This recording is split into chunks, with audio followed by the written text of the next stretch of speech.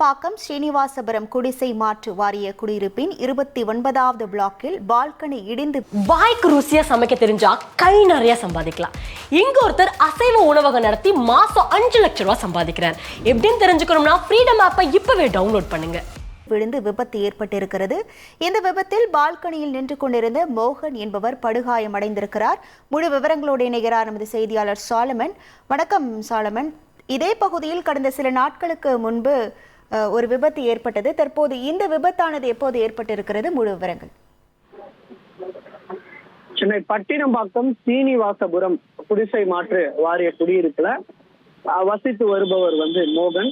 குறிப்பாக 29வது பிளாக்ல இவர் வசித்து வரும் நிலையில நேற்றிரவு இவரது பால்கனியில நின்று கொண்டு இவர் செல்போன் பேசியிருந்த போது திடீரென 3வது மாடியில் இருந்த பால்கனி இடிந்து விழுந்து இவர் மேல விழுந்ததுல இவருக்கு காயம் ஏற்பட்டுள்ளது.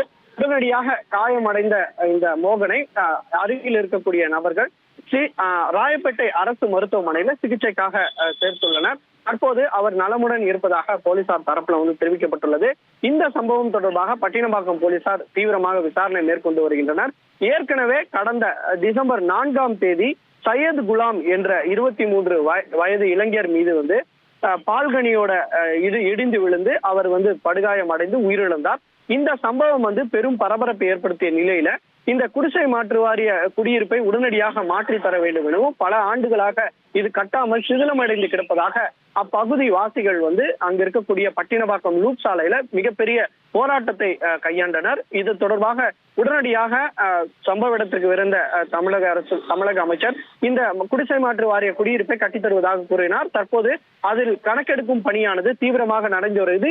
இது மட்டும் இல்லாமல் அங்கு ஏற்கனவே சிதிலமடைந்த பால்கனி இடிந்து விழும் நிலையில இருக்கக்கூடிய சுவரை அங்க இருக்கக்கூடிய நகர்ப்புற வாழ்விட மேம்பாட்டு அதிகாரிகள் அதை உடைத்து அப்புறப்படுத்தக்கூடிய பணியிலையும் ஈடுபட்டனர்.